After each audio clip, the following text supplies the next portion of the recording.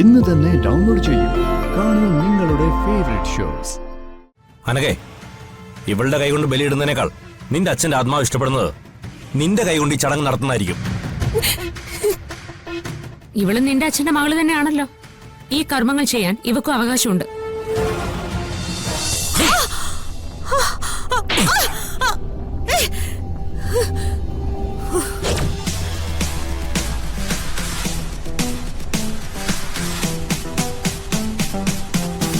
ഇത് ഞാൻ നിനക്ക് നേരത്തെ തന്നെ തരേണ്ടതായിരുന്നു. ഇവരെ പിടിച്ചോണ്ടിരാ. നീ ആരാടി?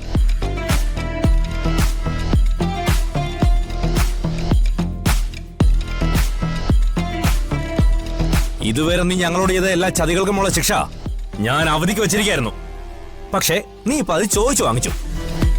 എല്ലാം നഷ്ടപ്പെട്ട് നിൽക്കുന്ന ഞങ്ങൾക്ക് ഇപ്പോഴുള്ള കൊച്ചു കൊച്ചു സന്തോഷങ്ങൾ കൂടി ഇല്ലാതാക്കാൻ ശ്രമിച്ചോണ്ടല്ലോ, നിന്നെ ഞാൻ ഈ ഭൂമി വെച്ചേക്കില്ല. കേട്ടോടി?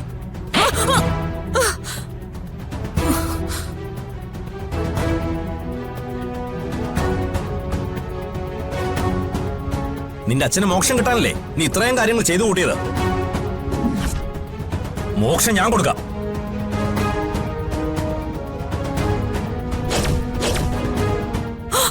അരുത്. നന്ദിട്ടാ,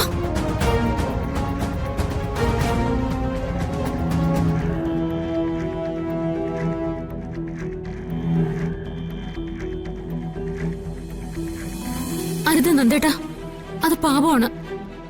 ഇതിലൊരു പാപമില്ല. ഈ നശിച്ചവളുടെ അച്ഛന്റെ ആത്മാവിന് ഒരിക്കലും മോക്ഷം കിട്ടരുത്. എടത്തി, നന്ദിയേട്ടനെ തടയരുത്. ഇത് തന്നെയാണ് ഇവൾക്കുള്ള ശിക്ഷ.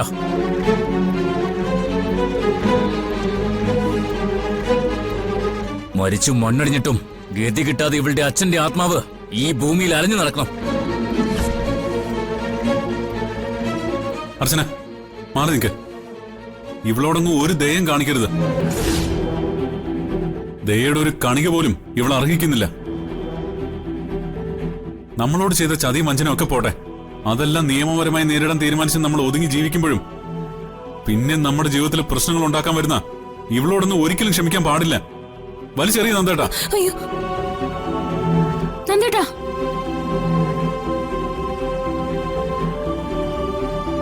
ഇവള് ചെയ്യുന്ന തന്നെ നമ്മൾ ഇവളോട് തിരിച്ചു ചെയ്താ പിന്നെ ഇവക്ക് നമുക്ക് തമ്മിൽ എന്താ വ്യത്യാസം?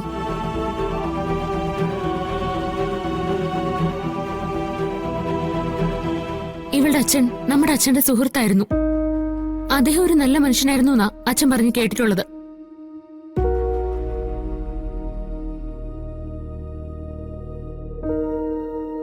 നമുക്കുള്ളതെല്ലാം തട്ടിപ്പറിച്ച് പിശാച ഇവള്. പക്ഷെ നമ്മൾ ഓർക്കേണ്ടത് ഇവളെ മാത്രമല്ലല്ലോ.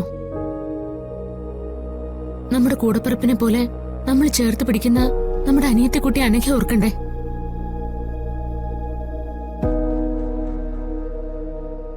ഈ മൺകുടത്തിലെ ചിതാഭസ്മം ഇവളുടെ അച്ഛന്റേത് കൂടിയാ.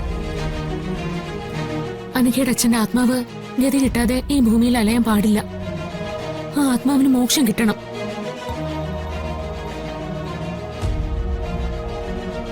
അവധിയെ, നിന്റെ അച്ഛന്റെ ചിതാഭസ്മം നിമഞ്ജനം ചെയ്യുമ്പോ ഞാൻ കൂടി വേണമെന്നായിരുന്നല്ലോ നിന്റെ വാശി.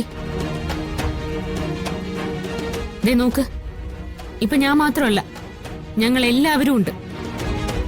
ഈ ആത്മാവിന് മോക്ഷം കിട്ടുന്ന കർമ്മങ്ങൾക്ക് സാക്ഷിയാവാൻ ഞങ്ങൾ സന്തോഷത്തോടെ സമ്മതിക്കാം.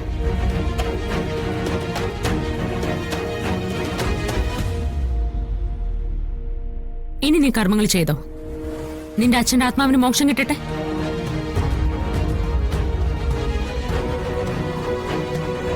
നീ ഈ കർമ്മങ്ങളൊക്കെ പൂർത്തിയാക്കുന്നവരെ ഞങ്ങളെല്ലാം ഇവിടെ തന്നെ കാത്തു നിൽക്കും. നന്ദേട്ടാ, ആ ചിതാഭസ്മം അങ്ങ് വച്ചേക്ക്. കേട്ടോടി അർച്ചന പറഞ്ഞതോ? ഇത് ഞങ്ങളുടെ ഈ അനീതിക്ക് വേണ്ടിയാ.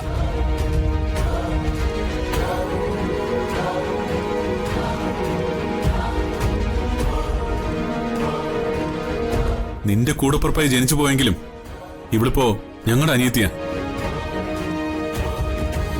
ഈ നിൽക്കുന്ന ഞങ്ങളെല്ലാം ഇവളുടെ ഏട്ടന്മാരാ. ഇവളുടെ കണ്ണൊന്നും നനയാൻ ഞങ്ങൾ സമ്മതിക്കില്ല.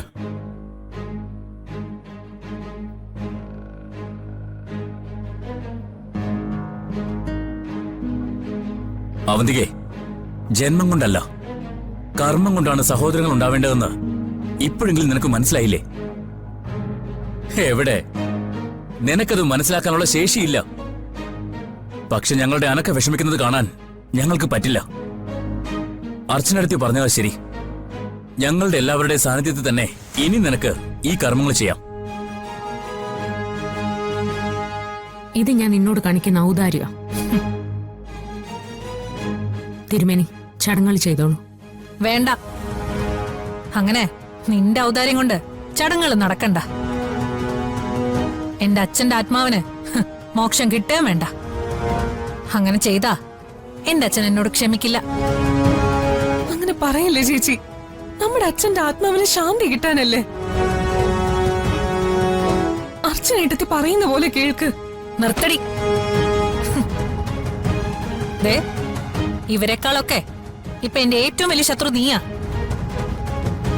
എന്നെ ഇയാൾ ഇവിടെ ഇത്രയൊക്കെ ചെയ്തിട്ടും തടയാൻ കൈയൊന്ന് ഉയർത്തിയോ നീ? കൂടപ്പിറപ്പാണ് പോലും. മിണ്ടിപ്പോരുത്. അങ്ങനെ ഇവരുടെ ദയ കൊണ്ട് ഈ ചടങ്ങ് നടത്താൻ ഞാൻ സമ്മതിക്കില്ല. എന്തിനാ ചേച്ചി ഇങ്ങനെ വാശി പിടിക്കുന്നത്? നമ്മുടെ അച്ഛനല്ലേ.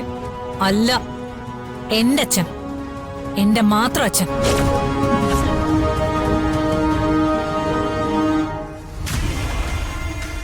എന്റെ അച്ഛന് മോക്ഷം കിട്ടാനുള്ള ചടങ്ങുകൾ ഞാൻ വേറെ ചെയ്തോളാം. ഈ ചിതാഭസ്മ ഇനി ഞാൻ കൈകൊണ്ട് തൊടില്ല. ഈ ചടങ്ങ് മുടങ്ങിയതിന്റെ മുഴുവൻ പാപവും നിങ്ങൾക്കായിരിക്കും. നിക്കടി. നീ പോയാലും ഈ കർമ്മം ഇവിടെ നടക്കും. ഞങ്ങൾ നടത്തും. അനകെ, ഇവളുടെ കൈകൊണ്ട് ബലിയിടുന്നതിനേക്കാൾ നിന്റെ അച്ഛന്റെ ആത്മാവ് ഇഷ്ടപ്പെടുന്നത് നിന്റെ കൈകൊണ്ട് ഈ ചടങ്ങ് നടത്തുന്നതായിരിക്കും. ഇവളും നിന്റെ അച്ഛന്റെ മകള് തന്നെയാണല്ലോ. ഈ കർമ്മങ്ങൾ ചെയ്യാൻ ഇവക്കും അവകാശമുണ്ട്. നിനക്ക് വേണമെങ്കിൽ ഇവളോടൊപ്പം ഇരുന്ന് ഈ ചടങ്ങുകൾ പൂർത്തിയാക്കാം. നിങ്ങൾ രണ്ടുപേരും ഒരാളുടെ മക്കൾ തന്നെയാണോ? അതെ തിരുമേനി. എങ്കിൽ ഈ കർമ്മത്തിന് രണ്ടാളും ഇരിക്കണം. ഒരുമിച്ചിരുന്ന കർമ്മം ചെയ്യേണ്ടത്. ഈശ്വരാ, ഇത് ഈ കുട്ടി നേരത്തെ പറഞ്ഞില്ലല്ലോ. മര്യാദയ്ക്ക് ഇവിടെ ഇരുന്ന് നിന്റെ അനീതിയുടെ കൂടെ കർമ്മങ്ങൾ ചെയ്യും. ഒന്ന് പോടി. നിന്റെ അച്ഛൻ ഞാൻ അനുസരിക്കാം. അതിന് ഈ അവന്തിക ഒരിക്കൽ കൂടി മരിച്ച് ജീവിക്കണം. ഞാൻ എന്റെ അച്ഛന്റെ മകളല്ലാതാവണം. അവന്തിക എന്നും അവന്തികയാടി. അതൊക്കെ നിന്റെ ഇഷ്ടം.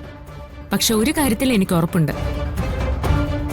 ദൈവത്തിന്റെ നിയോഗം അനഘയുടെ കൈകൊണ്ട് ഈ കർമ്മങ്ങൾ ചെയ്യാനാ.